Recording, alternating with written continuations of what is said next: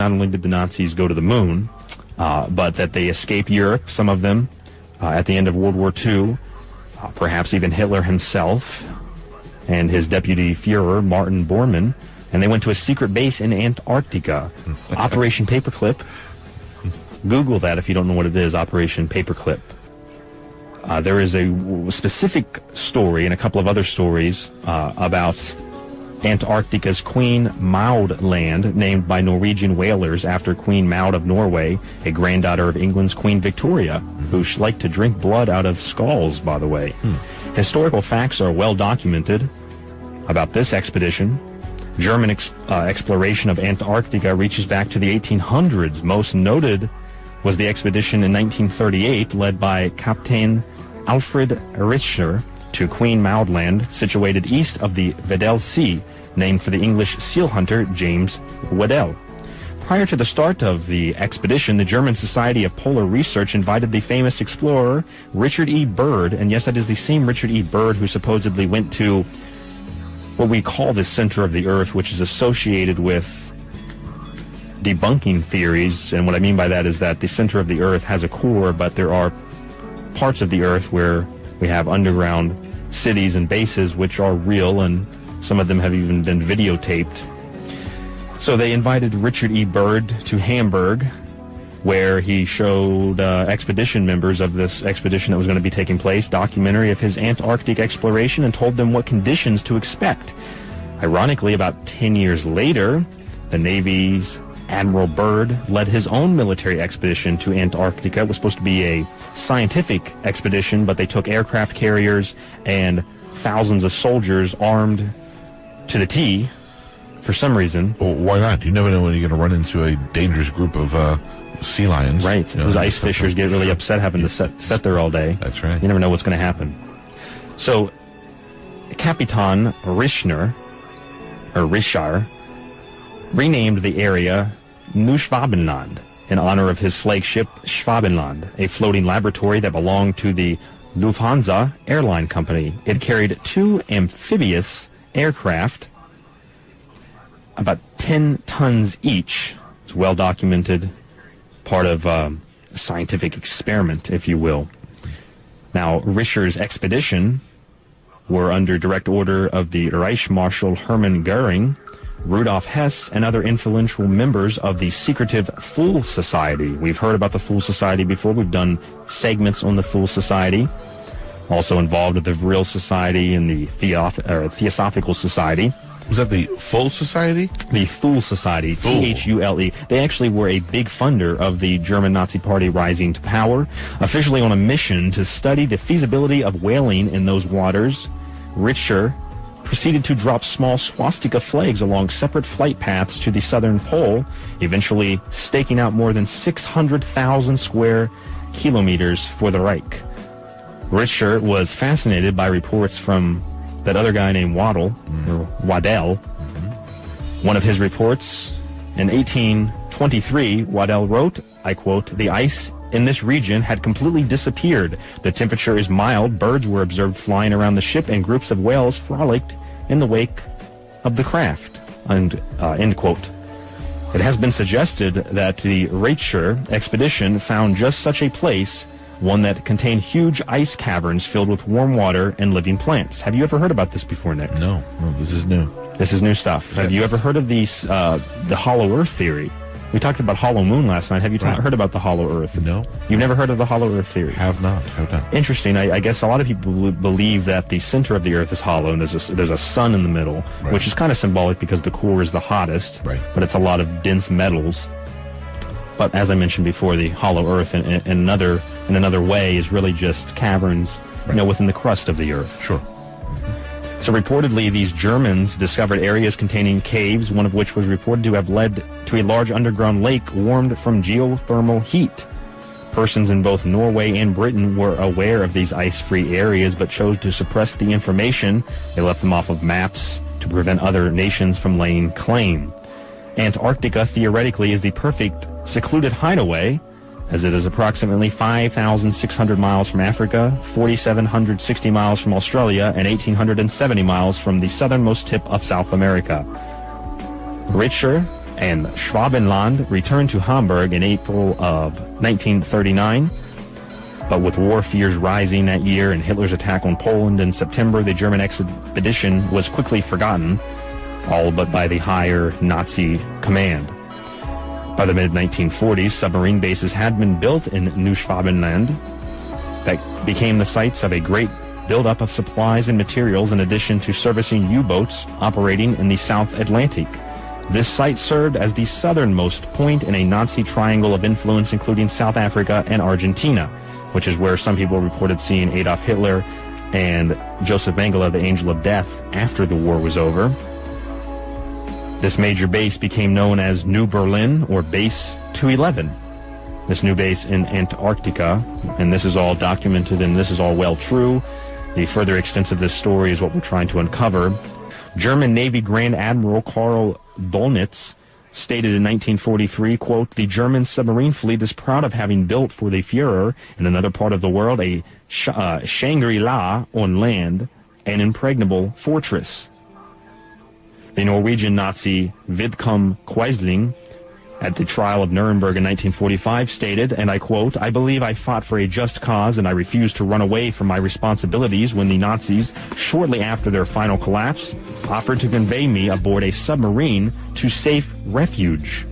There was also reports that when Allies closed in on the capital, before Hitler supposedly shot himself, that there was a mass UFO sighting over Germany, and many high-ranking officials in the Reich were taken aboard these UFOs and disappeared. People say that those are aliens, and they were connected with the Vril Society and communicating with otherworldly spirits and creatures. I don't think that that was that. I think it was probably German flying saucers, which they perfected, and we're going to get a little bit of that information coming up.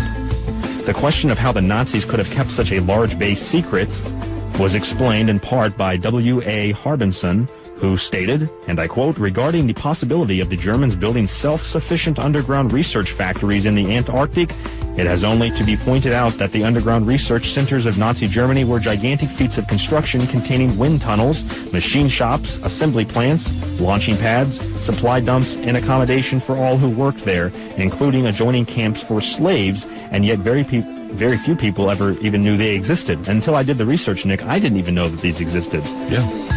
These large underground facilities in Germany. Mm-hmm. Not something they teach you in school. Not something that you're taught in school, absolutely not. Mm-hmm. But they did exist, and describing them would get you labeled a conspiracy theorist, but nevertheless, they are there. By March of 1945, the total number of Nazi submarines had reached about 463. This was recorded by British historian Basil Liddell Hart. Of those 463, about 159 U-boats surrendered to the Allies, Nick. 203 were scuttled by their crews, and this left about 100 Nazi subs that were unaccounted for at the war's end. Wow. Now, in relation to Antarctica, check this out. An unmarked German U-boat surrendered to the Argentine Navy on June 10, 1945. Exactly 1 month later, a U-530 surrendered at Mar del Plata in Argentina. Just over a month later, on August 17th of 1945, the U-977 also surrendered at Mar del Plata. That same month, another sub, the U-465, was scuttled off the coast of Patagonia. These were large subs designed for transporting quantities of supplies and material. Even the U-530's chief torpedo officer, Wilhelm von Hatt, revealed that his sub had landed at Antarctica, offloaded several crates that they believe contained documents as well as Nazi relics. What do you think about the testimony, even at Nuremberg, about these submarine bases and going to Antarctica? Yeah, very, very interesting. Also, the fact that there were so many that were unaccounted for. So now you've named like 4 that had surrendered or had been caught. But what about the other 95, 96? What about the other 95 or 96? Yeah. Where are they at? There could be these submarines floating around right now in certain parts of the world, and they don't even know the war's over. They're not really sure what's going on. They're just waiting for the next battle. Still waiting for the next battle. Yes. Then there was 2 expeditions which did take place, or supposedly one of them took place. The other one was a definite. In 1947, the expedition by Admiral Richard E. Byrd, and also a British Special Force unit, I guess, was sent to Antarctica in the late days of 1945 as well, and that was well documented.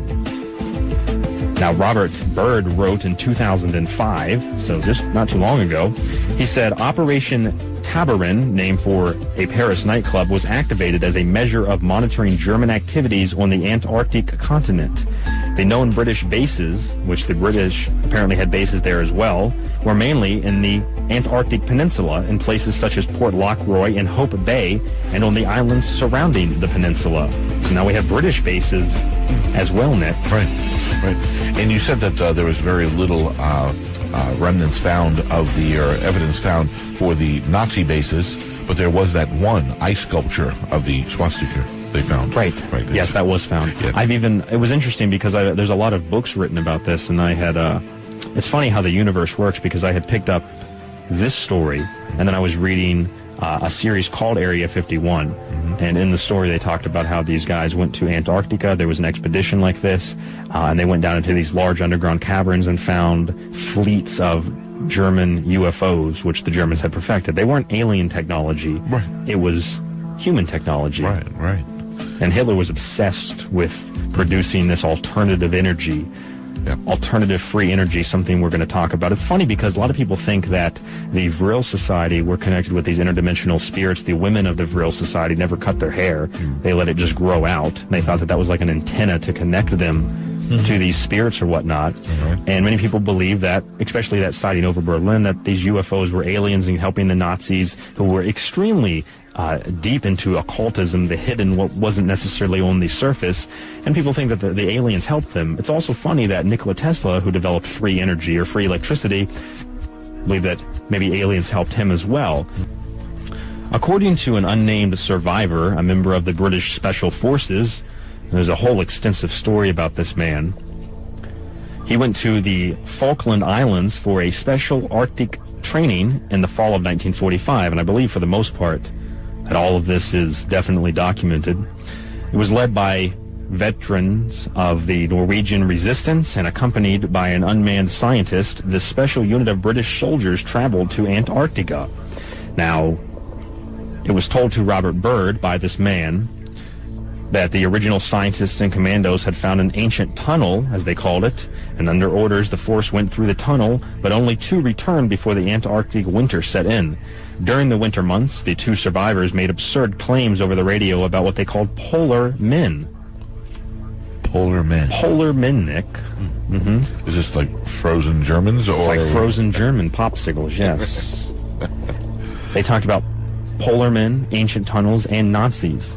And some of this, I don't know if this is recorded, but it's well probably documented in a transcript. Radio contact was finally lost in July of 1945, and for their mission, they went into the unknown. The last broadcast brought them further anxiety, as the final broadcast they picked up, I guess, they heard the voice that the polar men had found them, and then screams, and then contact was lost. Wow, this sounds like an excellent movie. It sounds like an excellent movie. Yeah. Why have we tried to make this, and then we had to make it into a comedy. Right. So I threw the script out. Is what had happened there. Yeah, it's really kind of amazing though when you think about it. It is an amazing story, and whether or not this is true, based on some form of fact, some form of mythos, it's an interesting story, and someone wrote this somewhere, whether it was based off of facts or Right. they had an amazing imagination. Yeah, and I find it very interesting that this is the first time I'm ever hearing it. Right. This is, and you know what? That is actually something that makes me think. Not just because you maybe haven't heard it, but there's probably a lot of people who haven't heard it. Even in my research, this does not come up very much. Right. And when it does, it's all about, well, these are just aliens from another dimension or another planet.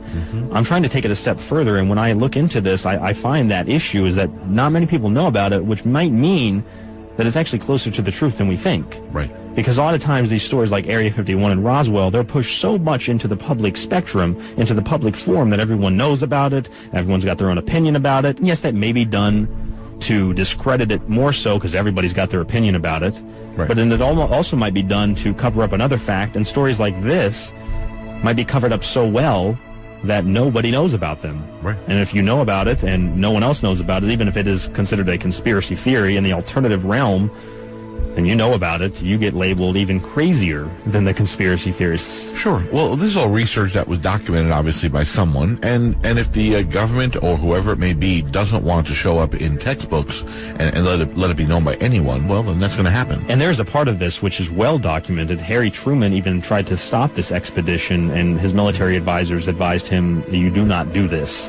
We will go through with this military expedition, aka scientific research, but we're going to send down aircraft carriers and bombs and missiles and mines, and we're going to just send a whole military down to Antarctica because we need scientific photographs. Yeah, which they obviously needed also for the Icemen. For the Icemen, the polar men. Polar men, yes. The polar men. I like that. So this survivor, Nick, he went on to describe tunnels. He said the Nazis had constructed a huge base into the caverns and had even built docks for U-boats, and one was identified supposedly, one of these U-boats. They never gave a number. Still, the deeper they traveled, the more stranger visions they were greeted with. They were down in one of these tunnels. The survivor reported that the hangars for strange planes and excavations galore had been documented. Robert Byrd reported. Now, a lot of people say, well, it's really cold down there, they would have died. Well, This is heated from geothermal heat from inside the Earth. Yeah. This account of an anonymous source by Robert would be easy to dismiss, except that the details closely match a separate account given by the U-boat 530's captain, Bernhardt, as published in his book 1988, or his 1988 book, Adolf Hitler and the Secrets of the Holy Lance, co-authored by Colonel Howard Boischner, a respected New Orleans physician and former medical officer with the U.S. Army's 45th Infantry Division, during World War II. According to the story, on May 1st, 1945, a Colonel Maximilian Hartmann delivered the ashes of Adolf Hitler and his still-living wife, Eva Braun, to the commander of the U-977 U-boat to be sent to the Nazi base in Antarctica. Now, just because we haven't... People say, well, we would have found it on satellites by now if it existed. Well, just because we haven't found it officially doesn't mean that it doesn't exist. Of course. Yeah, and who's to say we haven't found it? Exactly. All it means is that they haven't told us about it. Who's to say? I mean, does the everyday average person have access to military satellites and thermal imaging? Exactly. No. So just because we have no evidence in the public spectrum, even in the private federal spectrum, in the black budget programs that monitor or possibly monitor this kind of stuff, just because it's there, they might not even understand fully what it is. Right. Because you haven't even heard about this. Not at all. Some people probably haven't heard about this. It's not necessarily that this base, even if it was true, that it was established for any type of control or any type of power. It could have just been established for something a little bit more, something hidden, something occult. This strange tale also included an account concerning the recovery of the fabled Heilige Lance, or Holy Lance, also known as the Spear of Destiny. Do you know what the Spear of Destiny is? No, I do not. That is the spear that the Roman soldier, I don't know how to pronounce his name, Gaius Cassius, or Longinus, by legend, he shoved it into the side of Jesus while he was on the cross to shorten his agony. Yes. And supposedly it's in the Hofburg Museum in Vienna, but in this story it says that one is essentially a fake. But it is true that Hitler was desperately looking for this spear because you could use it for good or evil in a way, and it had an incredible power to it. Interesting. Now back to Boischner. He said he saw the logbook, or he was, shown the logbook from a 1979 expedition to Antarctica. There's another one in the 70s, which used helicopters to reach the deserted Nazi base. The logbook stated as follows: our lights penetrated the steel tunnels, which extends for approximately about 10 meters. When we arrive at the end of the tunnel, we find ourselves in a huge cavernous area. We penetrate into the cavern, the distance of about 300 meters. It is at this point that we came to a smaller cavern, which turned towards the right and ended up in a room approximately 80 meters in width and 10 meters in height. It is here that the Reich treasures are hidden. At this point stands a small obelisk, about a meter in height, which marks the spot. There is an inscription which reads as follows, quote, there are truly more things in heaven and, parenthesis, in earth than man has dreamt. Beyond this point is Agartha, signed by Nazi occultist Karl Haushofer in 1943. Do you know what Agartha is? No. Garth is like the city of wisdom. I think it is symbolic and it is mythological in the terms of Garth is also associated with the people that lived inside of the earth, the white brotherhood, if you will. White like the Aryan race, in a sense. Right. Talked about by the Theosophical Society, and all of that we're going to get to in just a moment. Mm-hmm. It also talks about 4 items, at least 4 of the items that were recovered from Antarctica were the Holy Lance, a bronze plaque prized by Hitler, a 1934 watercolor painting by Hitler entitled, quote, Germania and the Appointment of the Gods at the Beginning of the World, end quote, and the infamous blood flag, a sacred Nazi relic from the 1923 beer hall Putsch. And while all of this could be chalked up to some sort of fantasy, it fails to explain the well-documented 1946 to 1947 military expedition to Antarctica, codenamed Operation High Jump, led by Admiral Richard Byrd. The task force was under the command of Admiral Richard H. Cruzen and continues to be the largest Antarctic expedition ever organized. It remains a mystery that convinced the Navy to fund this massive task force to Antarctica, or why it was rushed into operation so soon after the war ended. Harry Truman tried to stop the expedition, but was compelled to rely on the advice of his military advisors to hold back. Named the United States Navy Antarctic Developments Program, this U.S. Navy operation reached its destination in January of 1947 and lasted only until February. This force consisted of, listen to this, they sent this expedition to Antarctica to supposedly study science, some type of science expedition, take photographs, and map out the terrain. Okay. This force consisted of 4,700 men, 13 ships, including an aircraft carrier with 6 twin-engine transport planes and helicopters. Byrd made it plain that the operation's objectives were not diplomatic, scientific, or economic. According to the military, the expedition was hastily mounted to take advantage of the first Antarctic summer after the war.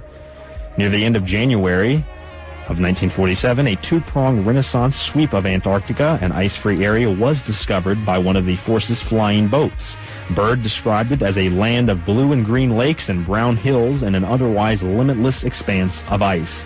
The news, which this is a true story, the news deemed this Shangri-La, which is another form of Agartha or Asgard. The deaths of several members of this task force were never fully explained. They didn't even say that, well, it was just the cold. They said that they died in plane crashes and they blew up. I don't know what blew up. I mean, blow up. That was the explanation. They said, what happened to these guys? And they said they blew up. I mean, I don't know what. Yeah, that could be a number of things. It could be a number of things, Nick. Yeah. Another fact that undermined the argument that the expedition was merely for exploration was that while members took more than 70,000 photographs of the Antarctic coastline, none were made with the reference markers necessary to match the photographs together for comprehensive view. They later went back and sent a very small task force of just a couple of people to go photograph the same area. Right. So Richard Byrd, upon his return from Antarctica, warned of the possibility, listen to this, the possibility of an attack from the polar regions by aircraft of incredible speed. It was reported on March 5th of 1947 in the edition of El Mercurio in Santiago, Chile. The reporter Lee Van Ada, who had accompanied Byrd, wrote, quote, Admiral Richard E. Byrd announced today that it is necessary for the United States to put into effort defensive measures against enemy airmen who come from the polar regions. The Admiral said, I have no intention of scaring anyone, but the bitter reality is that in case of a new war, the United States would be in a position of being attacked by aircraft that could fly with fantastic speed from one pole to the other. His manuscript was made public in 1970, Richard Byrd, that purported to be a secret diary. So Byrd reported sighting a small mountain range with what appeared to be a valley lined with green trees, a river or stream flowing through it. This diary also reported spotting a large animal that resembled a woolly mammoth. He said in the diary, and I quote, ahead we spotted what seemed to be a city. This is impossible. His aircraft seemed to light and oddly buoyant. The controls refused to respond.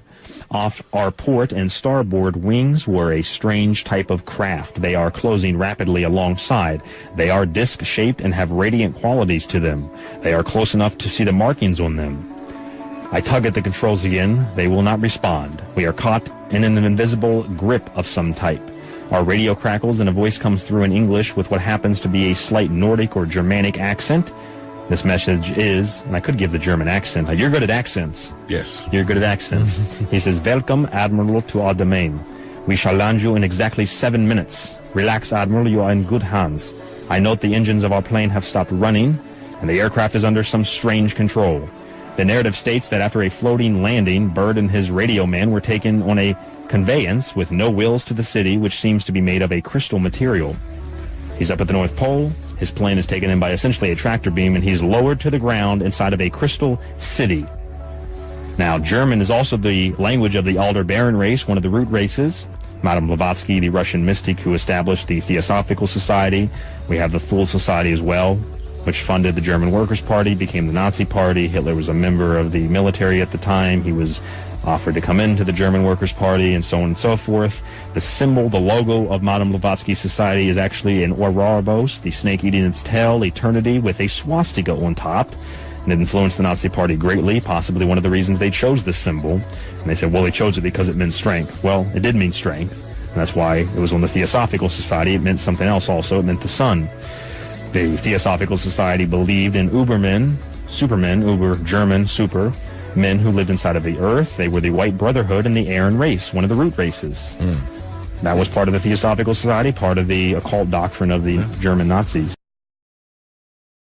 Not only did the Nazis go to the moon, but that they escaped Europe, some of them, at the end of World War II, perhaps even Hitler himself and his deputy Führer, Martin Bormann, and they went to a secret base in Antarctica, Operation Paperclip. Google that if you don't know what it is, Operation Paperclip.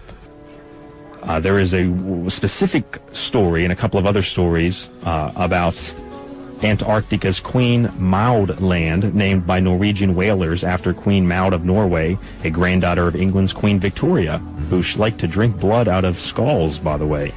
Historical facts are well documented about this expedition.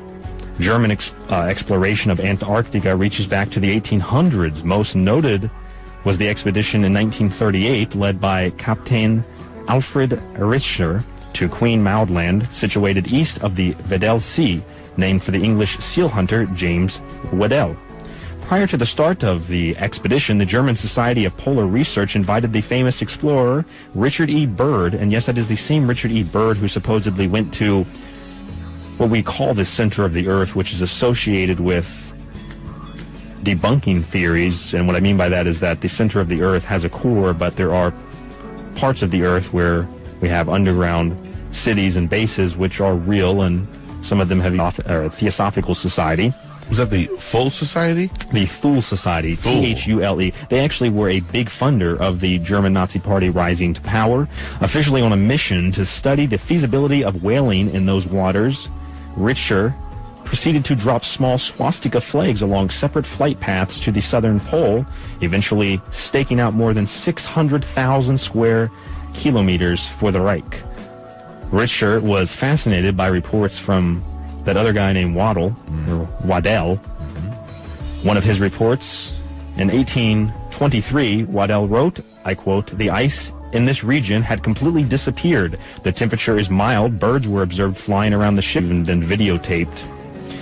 So they invited Richard E. Byrd to Hamburg, where he showed expedition members of this expedition that was going to be taking place, documentary of his Antarctic exploration, and told them what conditions to expect. Ironically, about 10 years later, the Navy's Admiral Byrd led his own military expedition to Antarctica. It was supposed to be a scientific expedition, but they took aircraft carriers and thousands of soldiers armed to the T for some reason. Well, why not? You never know when you're going to run into a dangerous group of sea lions. Right. Those ice fishers get really upset having to sit there all day. That's right. You never know what's going to happen. So, Capitan Richter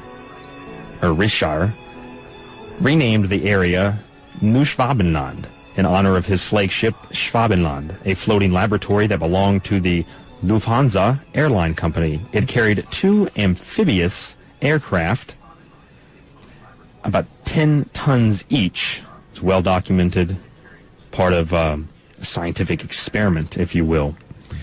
Now, Richter's expedition were under direct order of the Reich Marshal Hermann Goering, Rudolf Hess, and other influential members of the secretive Fool Society. We've heard about the Fool Society before. We've done segments on the Fool Society. Also involved with the Vril Society and the